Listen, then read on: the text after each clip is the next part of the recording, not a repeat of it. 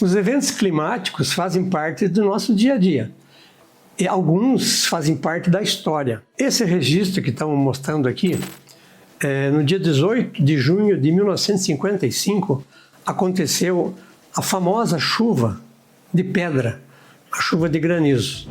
Diz a literatura: as nuvens escuras, as folhas miúdas rodopiando, o vendaval constituiu um espetáculo incomum que antecede as tempestades de verão na região de Monte Alegre. Quando cai o granizo, esse acontecimento desse dia, as crianças vão catar na grama do jardim as pedrinhas de gelo. Tão logo cessava a chuva e o sol voltava a brilhar. O que acontece nesse dia? Foi algo muito estranho.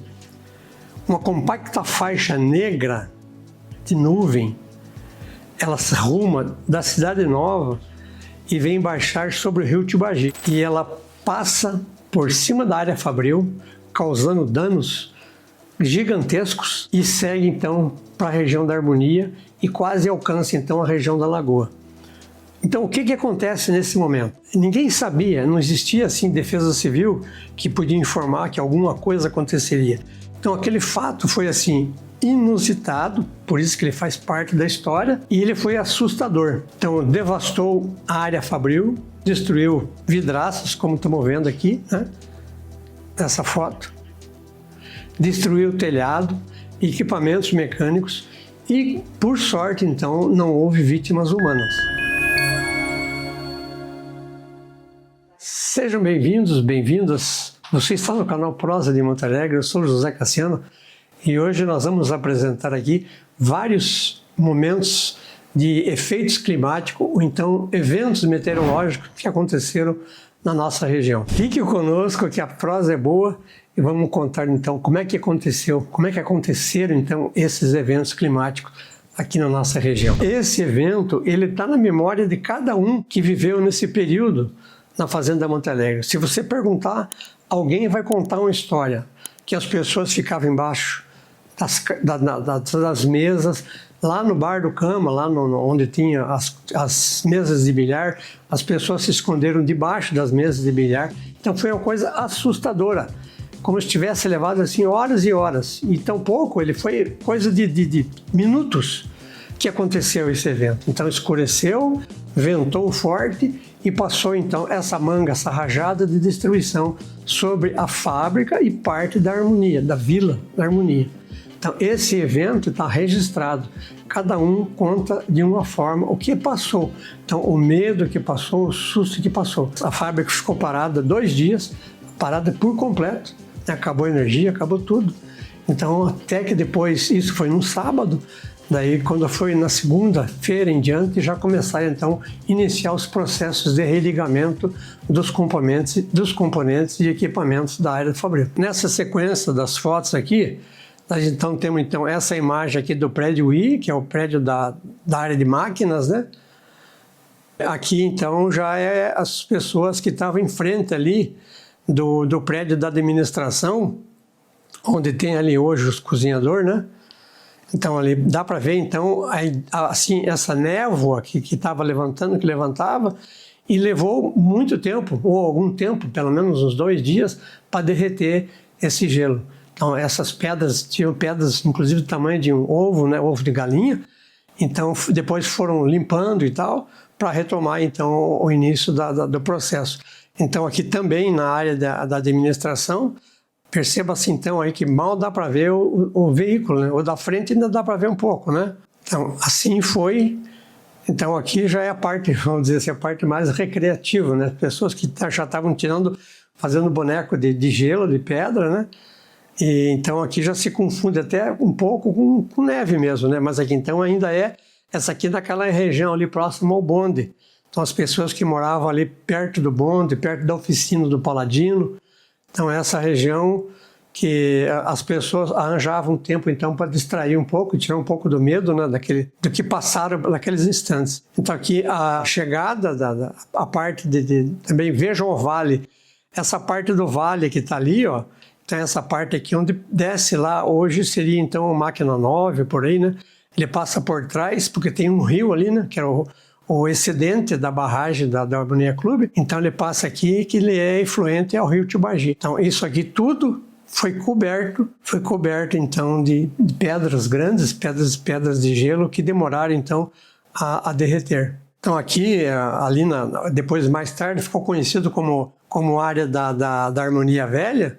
Então aqui é a Casa Paulista, né, do Fernando Schaffer, que era a única loja de móveis que tinha na cidade. Então o telhado dela foi totalmente destruído, né, que era chapa, né, era cobertura de chapa, foi totalmente destruído.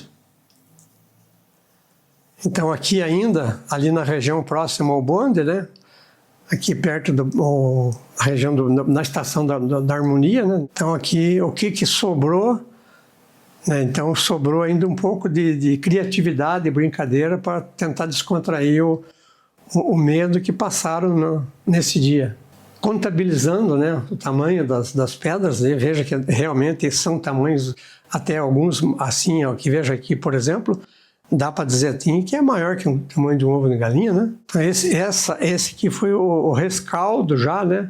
Esse período foi um período assim também de um evento climático bem interessante. Aconteceu uma geada, um período frio, intenso, por um período extenso, por um período prolongado, aconteceu no ano de 2000. Então esse evento, depois alguns tentaram estudar esse efeito, né? O efeito o que aconteceu. E ele foi assim analisado porque por ser na beira do rio Tibagi e por ter uma mata densa, então tinha um combo, né? Tinha o frio e tinha a umidade elevada. Então ele faz então a concentração dessa geada no topo das árvores, né? Na região aqui na beira da estrada, aqui na beira da rodovia, aqui já é rodovia, né? Então aqui na verdade é um sistema assim, um barranco, chamado então geada de fundo de vale, é conhecido como geada de fundo de vale. O que aconteceu? Demorou alguns dias para derreter, para o derretimento dessa geada. E alguns perguntavam, então, mas isso aí era geada ou era uma neve? Né? Então a chamada geada branca ou geada de fundo de vale. Vamos ver uma outra foto aqui. Veja aqui, essa aqui já é tirada do lado de Telêmaco Borba. Então nós estamos falando do ano de 2000, né? Ou seja, fazem 26 anos que aconteceu esse efeito climático. Você pode ver então no topo dessas árvores, que então é chamada mata densa, mata fechada, combinando então com a umidade do rio, o rio está aqui embaixo, né? Então ele faz isso, então ele não consegue dissipar, ele não consegue volatilizar, ele não consegue subir e secar. Então o que aconteceu? Então ele ficou vários dias, essa região ficou coberta então por essa camada de gelo. Então aqui a subida então é do lado da Harmonia, essa subida aqui é a subida para a Portaria 3, né?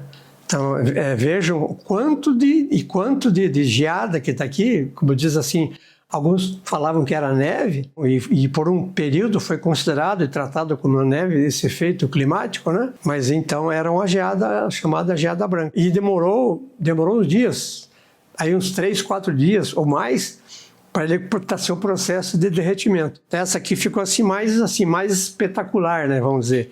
Então essa aqui você tem então toda... E a região que o sol pegava, por exemplo, o sol não conseguia atingir para fazer degelo.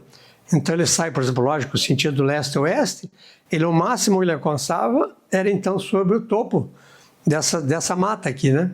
Então nessa parte mais de baixo, realmente, ele não chegava o sol ali. Não dava tempo de chegar o sol ali. Então é assim uma coisa bonita, espetacular, mas também é a preocupação que ninguém sabia quanto tempo ia levar, né? Já que era um fato inusitado, nunca aconteceu e de lá para cá também não aconteceu mais isso. Então existe sempre nesse momento a apreensão de quanto tempo vai durar então essa era do gelo, né? Então a dúvida é pela desinformação. Vamos ver se tem mais alguma foto aqui. Está aqui o seu André e a dona Joyce deixaram então registrado aqui, né, a lembrança desse dia, desses dias que estavam então acometido por esse período de geada. Aqui novamente então Então aqui ainda ali na rotatória da portaria 3 ali, né? Vejo que é uma foto que realmente nesse período, né? Nesse período de frios assim intensos, efeitos climáticos diferenciados do normal, as pessoas sempre corriam então nas lojas para se precaver com um filme, né? Porque normalmente esgotavam e nem todas as livrarias, lojas que vendiam filmes, né? Na época, então, filme para você fazer as revelações, esgotava-se muito rápido. Então, foi assim com neve, foi assim com chuva, foi assim com enchente, porque cada um queria registrar do seu jeito, né? A memória é registrada nessas casualidades, né? Então, aqui novamente, essa aqui já então tirada do lado de Telêmaco Borba e pega então realmente a parte do topo dessa mata densa, né? Uma mata reflorestada, né? Então foi esse combo, né? Foi um combo interessante. Umidade do ar, umidade, mata densa, e ele não havia o degelo, não descongelava, e essas camadas de cristais de gelo permaneciam então sobre o gramado. Novamente aqui o pessoal, né? Nossa turminha ali, Leonardo, a Joyce, a Bernadette, né? Bernadette, a Margarete e a Joyce. Então, novamente, eu comento então sobre o topo que era bem visível, assim, uma coisa, era bonito, mas ele era preocupante, né? Novamente aqui, então, ali no que tinha aquele parque, acho que é Abraço ao Tibagi, né? Do lado, então, já onde hoje está sendo construído ali uma trincheira, né? Esse foi o registro, então, desse período de 26 anos atrás. Dentro desses eventos climáticos, né? Então, quando eu falo da chuva de granizo de 1955 até esse evento de 2020, então houveram então, nesse período, pelo menos 2 enchentes assim consideráveis de grande porte no Rio Tibagi. Uma foi em 1963, 64 e a outra foi de 1983. Essa enchente que houve então no Rio Tibagi em 1963, ela foi assim, eu fui lá na beira do rio, a gente era moleque, né? Nós fomos lá para ver. E a gente percebeu, então, que realmente o rio, como diz o outro, estava bufando. E ele estava se aproximando, assim, tipo, quase 1 metro para chegar na ponte mesmo, né? Porque enquanto ele está passando entre as colunas de sustentação, o risco é grande, mas as colunas são feitas, assim, com corte, né?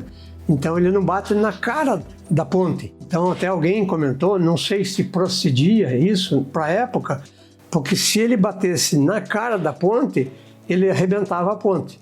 Então, por ter uma ideia, então, essa enchente, a primeira enchente que nós constatamos, não tem registro porque a gente nem tinha acesso à máquina fotográfica, né? Mas realmente foi um enchente grande. Então, nesse momento, então, alguém, não sei se algum estudioso, algum engenheiro falou que se acontecesse de bater na ponte, a ponte arrebentava a ponte. Veja, uma ponte lá construída em 1951, estava perfeita, né? E eles precisariam, então, destruir pelo menos um trecho da ponte, a metade, para que não se ficasse como escoramento, né? Represando, como represa mesmo do rio. Como a gente não sabia dessa realidade, né? Então a gente conta assim, pela nossa oralidade essa particularidade desse momento, que talvez eles precisariam naquele momento arrebentar ou dinamitar uma parte, um trecho, para não perder a ponte inteira. Então, assim, são coisas interessantes que ficaram na nossa memória, né? Esses eventos climáticos, normalmente eles trazem esse medo e a tragédia depois compromete a economia, enfim, prejudica. Todo mundo é prejudicado, né? Desses eventos, esse que nós comentamos, né? Estamos comentando agora, então, é sobre essa neve, né? Será que foi neve mesmo? Não. Então, foi constatado depois que foi um efeito, né? Que ali naquele momento formou-se um microclima, né? Rio, mata densa, umidade, então ele não derretia. O sol não era suficiente para derreter E esse frio intenso, que foi prolongado por um tempo, ou seja, foi um frio extenso, ele causou esse efeito, né, da chamada geada branca, ou geada de fundo de vale. Quando se fala em geada branca, existe em alguns momentos, alguns comentários, e a gente ouvia muito falar nisso, que era a tal da geada negra. O que é a diferença da geada branca e a negra? A geada branca, ela tem umidade, então ela cai e forma então aqueles cristais e identifica então como sendo a geada branca. Agora a geada negra, não que ela seja uma geada que cai negra, mas o efeito dela é que ela como se ela carbonizasse as plantas, porque como é vento moderado, frio intenso, né, então ele não aparece a umidade, é seco.